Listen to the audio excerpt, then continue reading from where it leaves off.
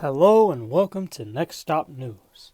This is a branch of the Smartquest devoted to talking about topics within the transit community. So with that said, let's jump in. First off, I need to say rest in peace to the heroic train operator Garrett Goebel, who sacrificed his life at the tragedy at Central Park North 110th Street on the 2 line. For that, we give a moment of silence.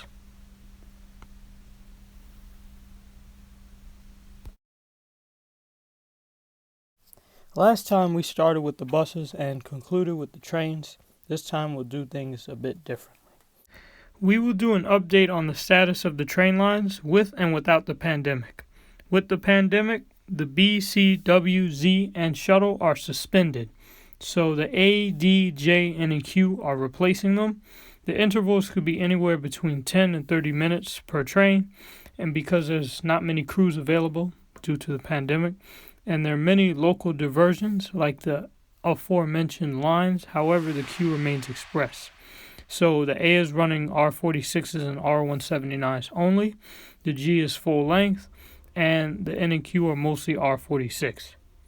Now without the pandemic, assuming everything is normal, which is not, the A is 2 R32s, 13 R179s, with them all being in service, and the rest of the fleet is R46s. The B is 100% R68 and R68A still, no R46s yet. The C is a healthy mix of R32, R46, and R179, whatever they feel like running at the time. The F is all new tech trains. The G is R46 and R68A. The J and Z are 100% new tech trains now that the R42 is officially retired and the R32 has not gone back. The N and W are R46 with some R68s and R68As and R160s thrown in, and the Q is half R46 and half R160, with a couple R68s and R68As occasionally. The R is mostly R160s now, with 3 R46s. It's the new face of new tech trains on Broadway. Q Queens Boulevard line is now R160 land. Now, April 13th, 2020 R32 update. As of March 3rd, 142 cars or 71 pairs were retired, leaving 80 cars or 40 sets on the road. That resulted in roughly 6 or 7 on the C and 1 or 2 on the A. A couple were restored to service, 3818 and 3834, but they were then re-retired along with 3381, which got retired once its roll sign got stolen. Also 3355 and 3360, the oldest R32s left in service, got retired. And then March 14th, they retired even more R32s, leaving only 58 left on the road, enough for 7.5 C trains and no A trains. This is because of a drastic decrease in ridership, diminishing the necessity for the R32s due to the coronavirus. March 23rd, the C was suspended due to a case of coronavirus being suspected, and 1 R32 ran on the A.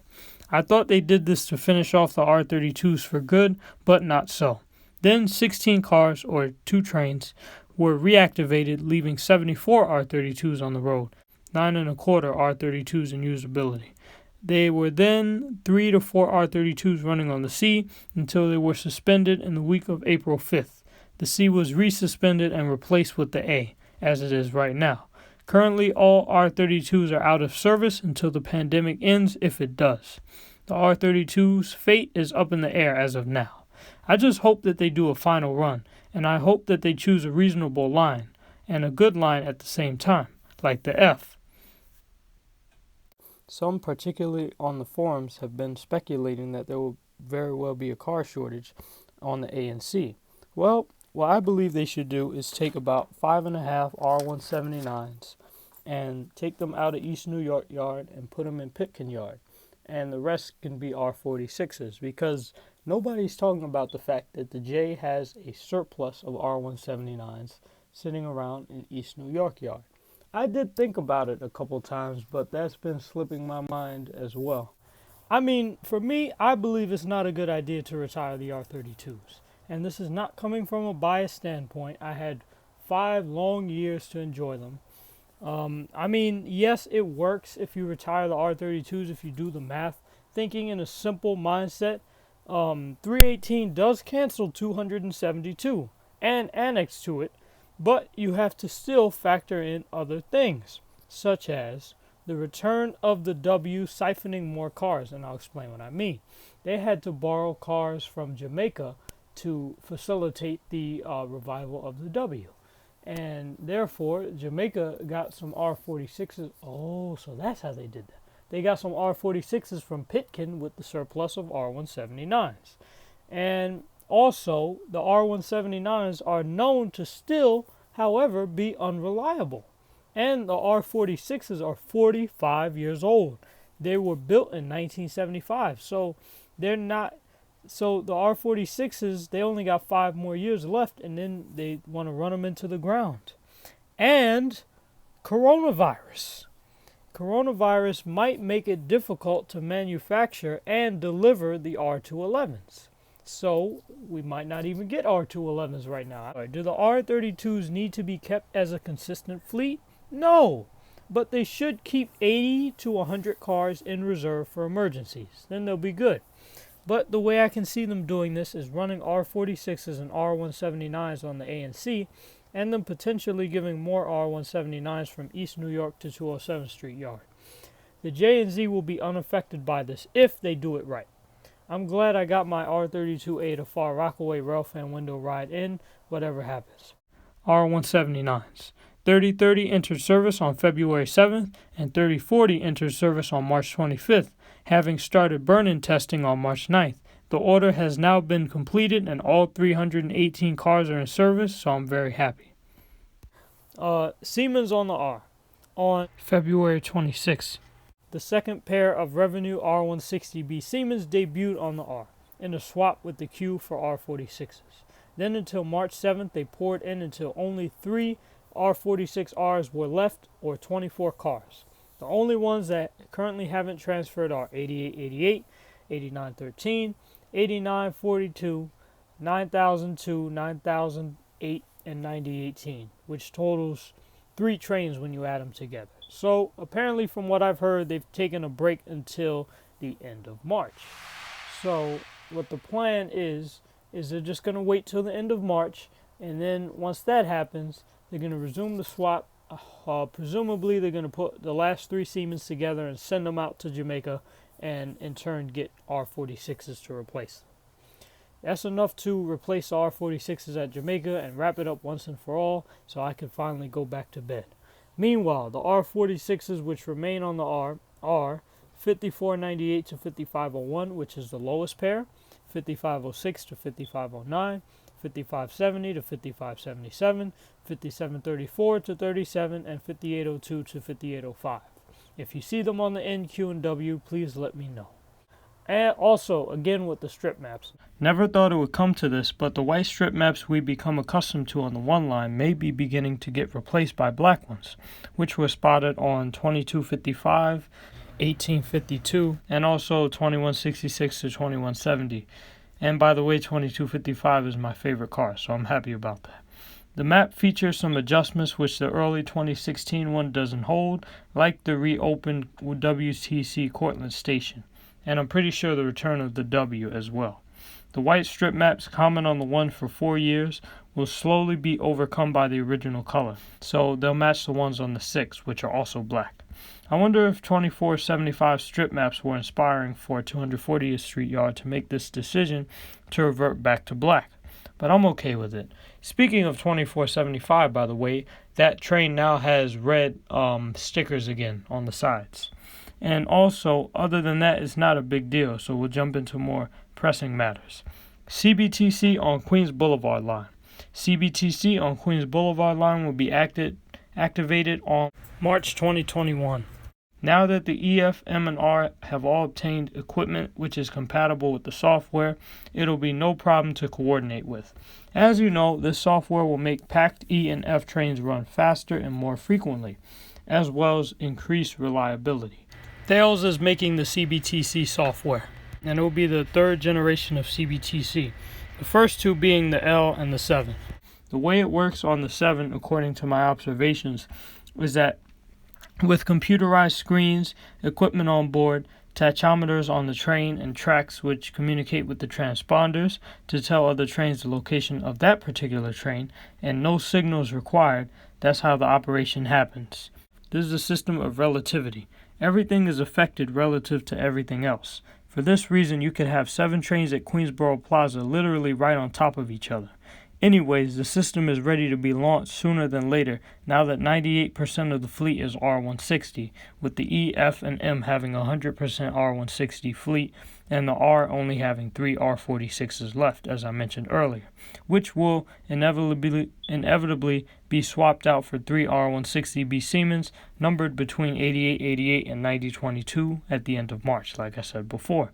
Queens Boulevard CBTC is unlike any automation project undertaken by the MTA before, even ATO, because the 7 and L were individual lines which don't branch off into other systems, but the E, F, M, and R are 4 lines with local and express tracks, and they all branch off into their own lines, namely 6th, 8th Avenues, and Broadway.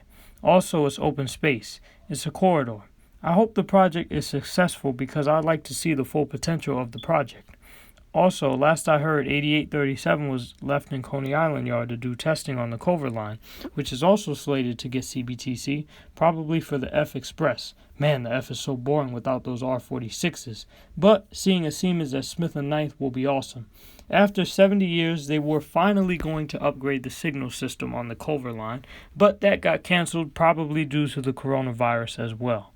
And getting rid of the R46F was a step towards this.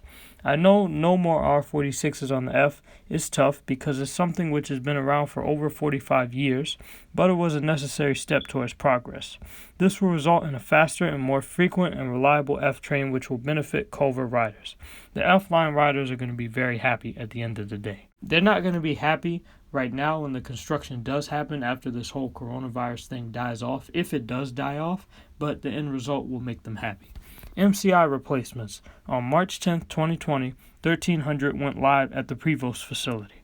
For those of you who don't know or keep up with express buses, by the way, I don't either, the MCIs are about to be replaced with blue and gold Prevost numbered from 1300 to 1606. I'm hyped for it too. That's what that whole Blus Express demo thing was all about back in 2018. They wanted to see which company would deliver their future express buses, and again they decided to go with Prevost. Yes, they'll arrive in blue and gold, which I thought would be hot to see, but as of March 19th, they said that the design is not really that great, so we'll just have to wait and see with our own eyes after this whole coronavirus thing. They'll retire the beloved flip dot 2800s and the orange LED 3000s, numbered from 3000 to 3428. So those buses are on borrowed time, shockingly. I always thought they'd be around forever. Apparently not. Just like the Orion 7s. Now for another awesome batch of news which I've been itching to talk about. So now let's talk about the B1 and B82 articulation. As you all know, starting April 1st, 2020, the B1, which is based out of Omer Park Depot, will be running a fully articulated fleet. They'll get the buses from the Bronx. They will siphon the remaining 2012 to 2013 New Flyer XD60s, which are based out of Kingsbridge and Gun Hill. Those being numbered 4746 to 4753 and 4782 to 4798, which is 25 buses in total. That'll probably be more than enough, right? To my knowledge, Omer Park already has Arctic capability, but nothing is happening now with the B1 because of the coronavirus. They can store diesel, CNG, hybrid, and express buses all at the same time. They can probably transfer them a few days before the program begins from the Bronx to Omer Park. Now, the B82 is a different case for many reasons. The first being that it's select bus while the B1 is not. The second being that East New York was not built with Arctic capability equipped. It's being converted though as we speak. Thirdly, the route only runs on select times, that being the weekdays, that it only runs on the weekdays and on the weekends it doesn't run, so the buses won't experience wear and tear. So they'll probably take from Michael J. Quill if Michael J. Quill receives more LFSAs and of course the last few XE60s. And also, I'm pretty sure this program will also launch on April 1st, and seeing XD60s with the select bus service scheme in East New York will be very hot. As you know, the XD60 order was recently completed, with 6274 being delivered on February 9th. The XD60 order is nearing completion. As of now, we currently have 4950 to 4958 and 4962. It's almost as slow as the M9 order, which is currently up to car number 9066. The highest I saw in service was 9054 so far. The M3s, which were built in 1985 and number 148 cars, will stay in service till 2024 because of the M9's delay. Anyway, now for the exciting stuff. XD40s, XDE40s, LFSEs, and old gens and Manhattanville Depot. As you know, the Orion 7 old gens are numbered from 6490 to 6905 and 3500 to 3783. And we already know about the first gens, rest in peace first gens, 6365 to 6489. The Manhattanville old gens numbered 6630 to 6689 were also retired last summer, as well as some 64 and 6500s in Brooklyn. 6643, 55, and 70 went to LaGuardia, but as we know, LaGuardia hates young old gens, so they were scrapped, moved to JFK, or kept till future notice in rare occasions, like 6643. Currently, the 2004 to 05 old gens are held by JFK, LaGuardia, East New York, and Fresh Pond. The 2006 old gens are held by Manhattanville, Michael J. Quill, Mother Claire Hale, East New York, and Queens Village. The 2007 old gens, or the Queens old gens, are held by Baisley Park, Far Rockaway, JFK, and LaGuardia, and 3563 is at Spring Creek. But as you know, these are MTA bus old gens. I have a list of all the 2004 old gens from 6490 to 6689 that are left in service. The 2006 and 2007 old gens remain untouched still. With that said, 04s are survivors of last year's purge, which fully consumed the greens and some of the oranges. Yes, I have a script. Now that we've covered that, we can talk about the future of hybrid world. Nova Bus just recently announced that they will undertake the fulfillment of one of the biggest U.S. contracts of its history, the construction of the LFSHEV. This entails a joint contract with New Flyer for 165 40-foot clean air hybrid electric buses, which will incorporate the Bay propulsion system, with an option order of 126 more hybrids and 209 diesels for a total of 500 buses, if the option orders are exercised. Pilots will come in May 2020, with the bulk arriving in December 2020 and the rest arriving in 2021. This is why the MTA was taking their time and meticulously and rigorously testing the XE60s and all their other hybrid buses that are New Flyers in different terrains and environments. I mean, it's one thing for Orion to create hybrids because they were very good at that, but sadly Orion went out of business, so they can't have Orion make hybrids again. And so they're relying on Nova Bus and New Flyer now to produce good products for them. But, by the way, this is unscripted. In Canada, it was said that the Nova buses didn't do so well up there. So, therefore, they're taking their time and they're testing everything out to make sure that everything works before it's delivered. And that's the whole purpose of pilots, to see what they did well and what they didn't do well, so they can know what to do when the bulk of the buses come. And so basically they don't have another R179 situation where the whole order has defects and etc. Back to the script. Let's see. They tested the XE60s in different terrains and environments. So the M60, we know that the XE60 went on the M60 to test their capability with speed and distance, where they could really go fast and for a long distance all the way into Queens. This is also why they did experimentation with New Flyer and Proterra hybrids. You already know about those. 0011 to 0020 and 9500 to 9509 in Michael J. Quill and Grand. Once again, Manhattanville got dumped on by not receiving those buses to test, those buses have been around for some years now. There's also talk of us receiving more New Flyer XDE 40s to annex to the pilot order of 9500 to 9509. That being 9510 to 9784, which I would love to see, by the way.